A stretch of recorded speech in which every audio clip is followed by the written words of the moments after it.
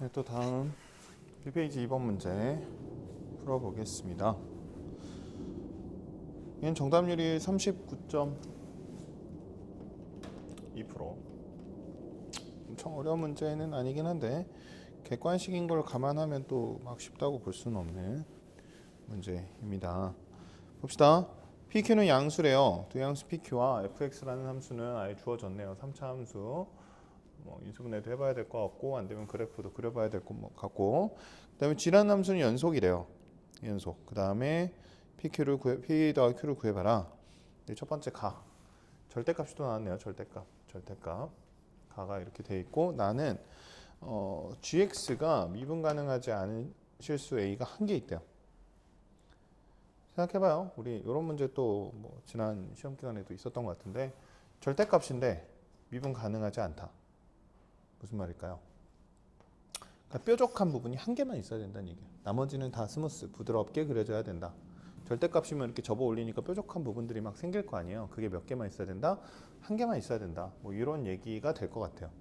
한번 해봅시다. 보면 fx라는 게 있으니까 먼저 한번 해보는 거죠. fx를 근데 인수분해 해보려고 봤더니 1도 아니고 2도 아니고 3도 안 되는 것 같고 막상 뭐가 잘 안 되는 것 같아요. 그래서 그냥 어떻게 할까 고민하면 그냥 그려봐야 되나? 이런 생각이 드는 거죠. 근데 어떻게 그린다고요? 표 그리라고요. 표 그리는 거 좀 습관해야 돼요. 안 되겠다 싶으면 표 그리는 거예요. 그럼 미분하면 3으로 묶으면 x제곱 마이너스 2x 마이너스 3. 얘는 인수분해가 되죠. x 마이너스 3 플러스 1인가요? 그러면 마이너스 1하고 3. 그러니까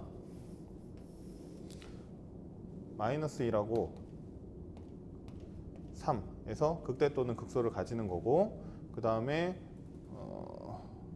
이제 f-를 집어넣어서 계산해 보면 마이너스 1은 얼마요? 마1 마3 플러스 9 마이너스 12니까 마이너스 3 하면 마이너스 7인가요?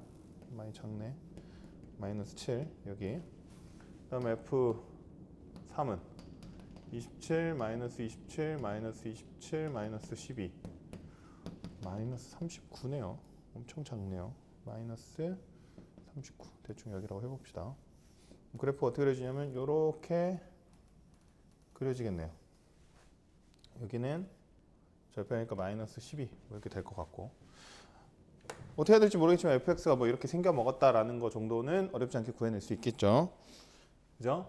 그 다음에 문제는 가예요. 가 봅시다. 또 뭐가 있냐면 절대값이 있어요. 사실 얘는 조금 어렵죠. 왜냐면 P가 얼마인지도 모르고 Q가 얼마인지도 몰라요. P의 의미는 알죠. P의 의미는 뭐냐면 X축 방향으로 P만큼 평행 이동한 거죠.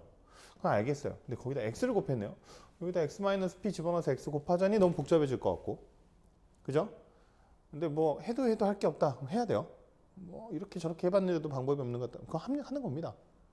이거 계산을 이상하게 낸 문제구나 라고 생각하고 해야죠. 어쩔 수 없죠.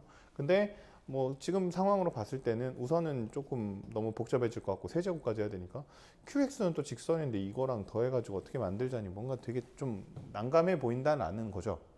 그래서 이걸 어떻게 해야 되나 좀 고민이 처음엔 됐을 텐데 이제 이렇게 저렇게 이제 좀 시간을 두고 살펴보다 보면 이게 보이긴 해요. X가 공통으로 있어요.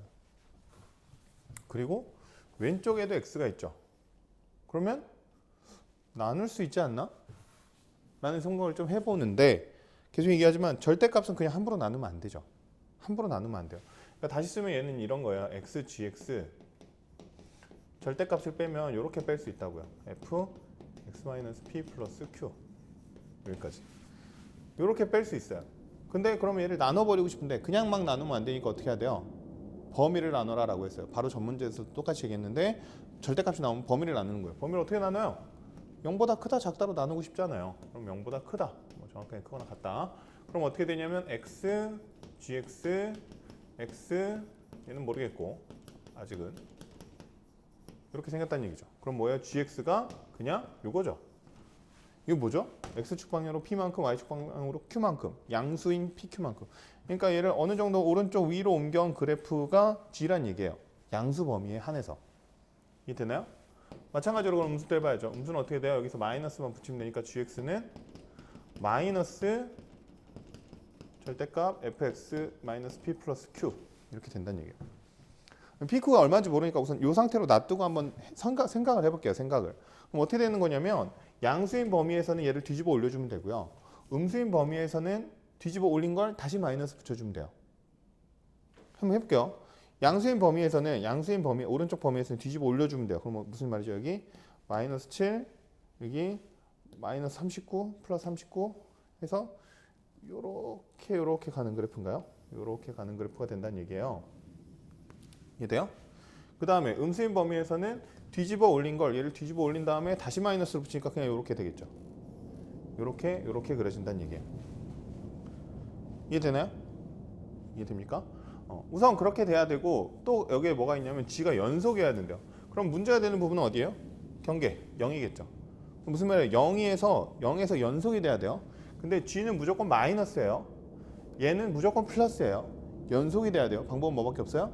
0밖에 없죠. 얘는 요 평행이동 시켜가지고 여기다 갖다 붙여줘야 되는 거구나. 어떻게든 갖다 붙여서 뭐 이렇게 연결시켜서 그려주게끔 해야 되는 거구나 라는 게 먼저 하나 떠오를 거고. 여기까지 됐나요? 그 다음에 두 번째, 미분 가능한 실수가 한 개밖에 없어요. 연결이 다 되어 있는 함수인데 미분 가능한 게 미분 가능하지 않은 게 딱 한 개만 있게끔 돼야 돼요. 그 한 개는 어딜 거냐면 여길 거예요.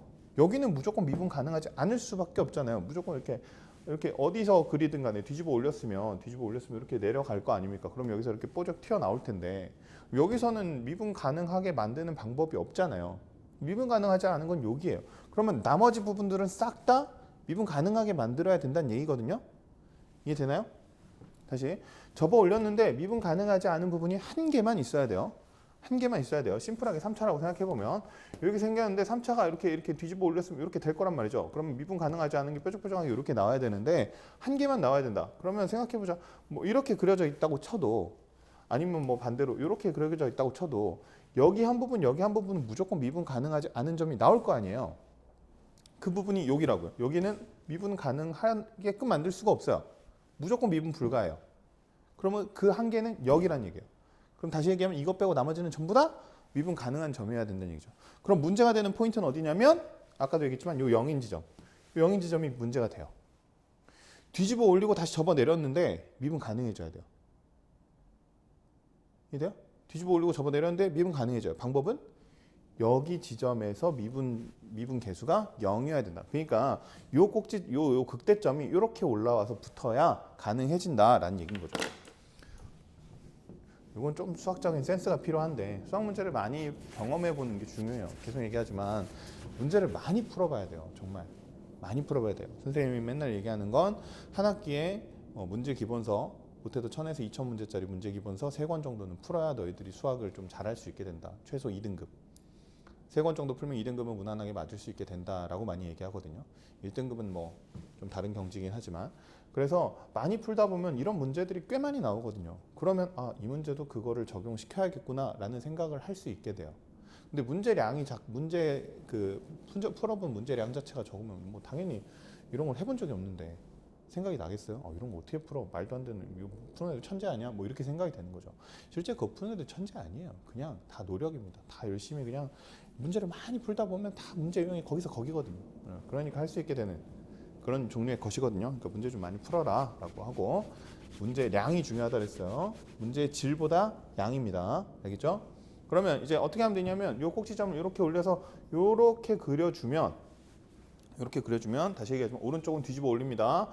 이렇게 뒤집어 올렸어요. 그 다음에 뾰족 나올 거고 그 다음 왼쪽 부분은 뒤집어 올린 다음에 다시 접어내리니까 그냥 이렇게 그려지겠죠. 뾰족 이렇게 이게 G함수가 돼요. 이해돼요? 이렇게 올려왔다가 부드럽게 이어졌다가 뾰족 하게 되는. 그럼 무슨 말이에요? 이 P랑 Q는 오른쪽으로 한 칸, 위로 7칸. P는 오른쪽으로 한 칸, 1. Q는 위로 7칸, 7. 이렇게 된다는 얘기죠. 그러니까 답은 얼마? 8. 이렇게 되는 거예요. 그래서 문제가 아주 어려워 보이고 어떻게 풀어야 될지 도저히 접근 방법이 보이지는 않지만 생각보다 정답률이 높은 문제예요. 계산이 그렇게까지 심각하지는 않거든요. 아이디어가 문제지. 근데 그 아이디어는 다시 얘기하지만 어떻게 해결하냐? 문제량으로 해결한다라는 거. 문제를 많이 풀다 보면 경험치가 늘어나면서 이런 유형을 너희들이 접해보면서 요거랑 저거랑 이렇게 갖다 붙여가지고 요거 해결하는 문제구나 라는 걸 할 수 있게 된다고. 알겠죠? 또 쉬우고 다음 문제 합시다.